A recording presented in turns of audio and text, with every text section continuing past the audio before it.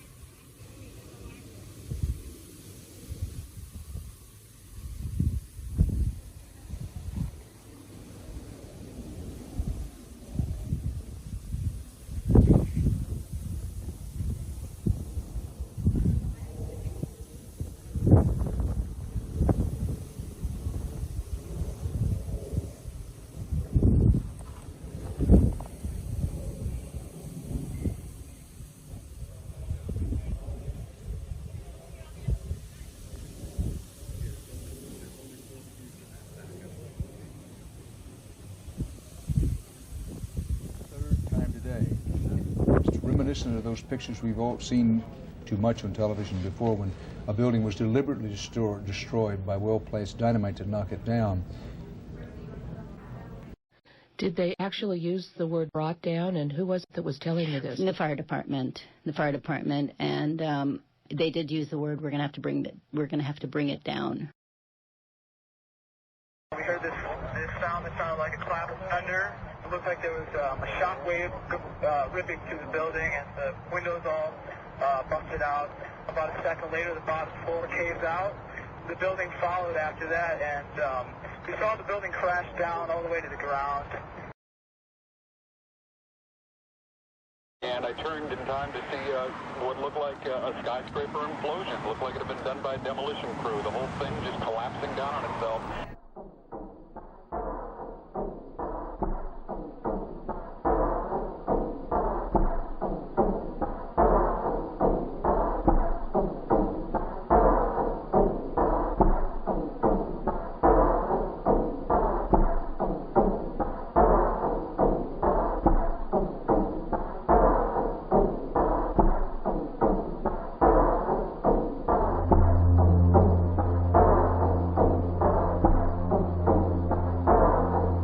A vertical fall. The main reason for this strange collapse was the tower's structural design, the perimeter tube design. The concrete floors of the World Trade Center are supported by these trusses. During the airplane crash, the jet fuel burn increased the temperature and caused the trusses to sag.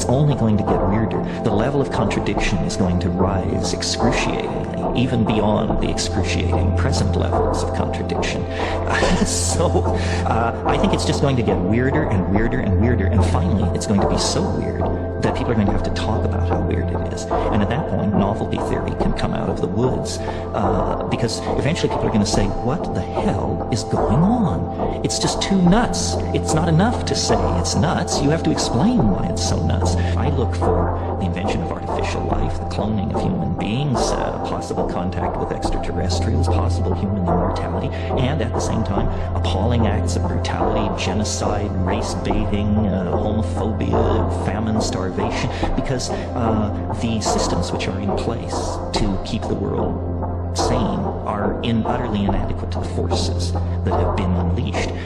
The collapse of the socialist world, the rise of the internet, these are changes so immense, nobody could imagine them ever happening. And now that they have happened, nobody even bothers to mention what a big deal it is.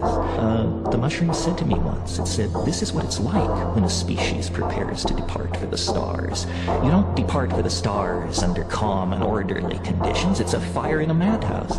And that's what we have, the fire in the madhouse at the end of time. This is what it's like when a species prepares to move on to the next dimension. The entire destiny of all life on the planet.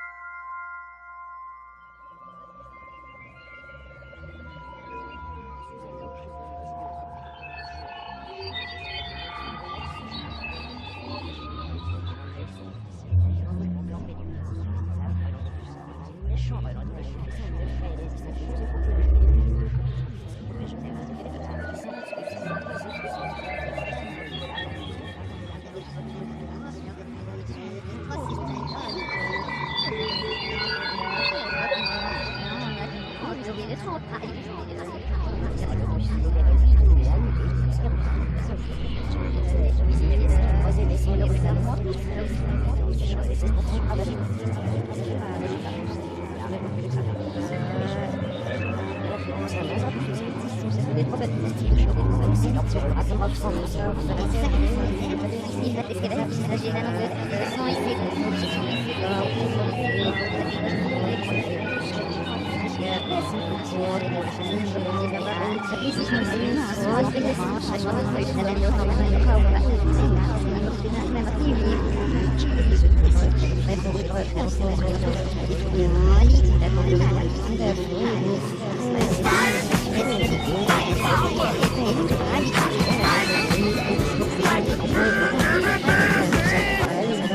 So this is the jungle drums, this is the word of mouth.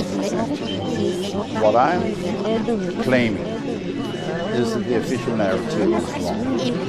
And since this has been the model or the explanation which has been promoted by the media, nobody wants to admit that they have been wrong. This is basic nature. I have had few exposures in mainstream media, but it always stops when you get to the main editor's desk. So every ordinary person who can count to 3 should already smell a rat here, there's something wrong. There were 2 airliners, but there were 3 skyscrapers. Now the third skyscraper, which we call Building 7, because there were 7 buildings in the World Trade Center, this third the collapse of this skyscraper is not shown on the mainstream television. It meant that the people who decide what I was supposed to know, they had decided that I should not know about the third skyscraper. And that made me a bit angry, actually, because we have a TV license in Denmark, and I have paid TV license since I moved from home. It's painful to realize that you have been cheated on. Nobody wants to be lied to, and we all basically want to tell the truth. So when you realize that somebody is cheating on you and is lying to you, it's a painful revelation, in particular when the people doing it are those responsible for us, our politicians, our journalists, everybody, the mainstream press. Professor, what is your concrete, basic critique of this whole scenario? That we've been lied to. Directly? Yes, absolutely. By who? That is, well, whoever is writing our newspapers, or all the journalists by the mainstream press and the politicians. But it's not the media or the press who have brought down the buildings. Well, they are complicit in this disinformation. Okay. That's obvious, simply false, it's wrong. And how can I say that? Because the official narrative is in violation of Newton's laws. We are talking about fundamental laws of nature. The official narrative is simply incorrect. This can only be done by means of explosives and what we call incendiaries. This is how this demolition, it was a controlled demolition. Apparently this is the conclusion you have to draw. There's no way around it. Based on science? Based on fundamental laws of science. Okay. Okay. Let's roll. All the ways everyone could just disappear. Flesh-eating bacterias, nanotech run amok, big particle collider accident, parallel universes, neutron bombs, gamma ray bursts, alien abduction, singularities, wormholes, black holes. But the thing is that the math doesn't add up. Math does not add up.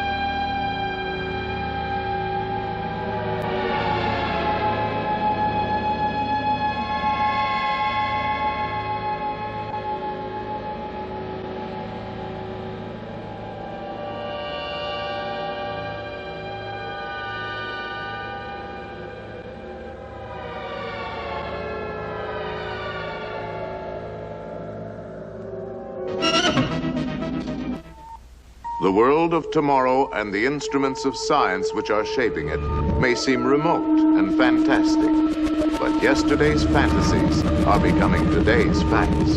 How will these great advances influence and benefit our personal lives?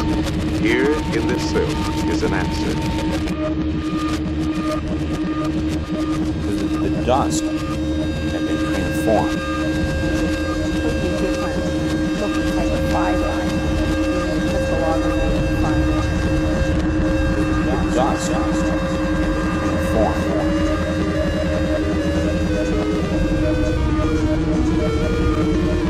We've never seen it. That we never seen.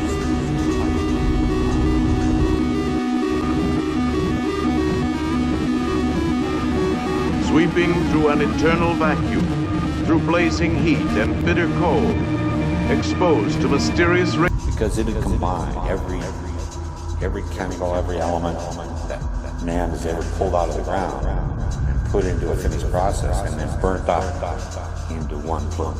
Needed to run the full, the full investigation, find out everything about what happened that day.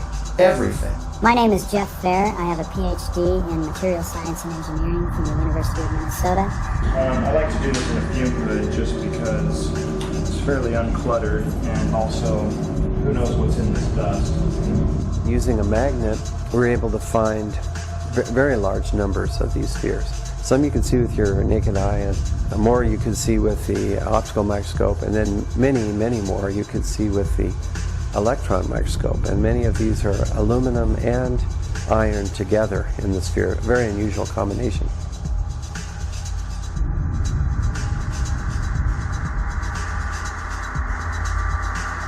Study of the metal samples turned up different phases. I did obviously see the steel phase and iron oxide phases.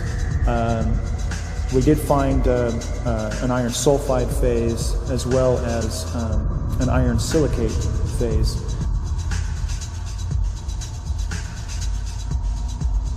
Needed to run the full. Like everyone else, it was totally out of your human capacity to digest it and absorb it. Before its columns twist and buckle, and it collapses.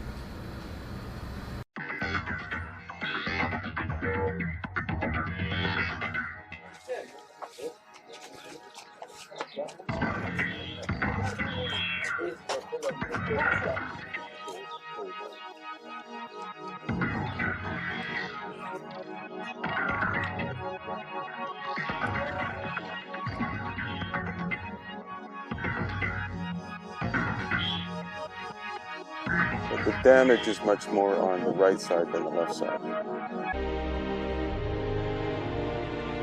Let's look now at modern steel frame buildings.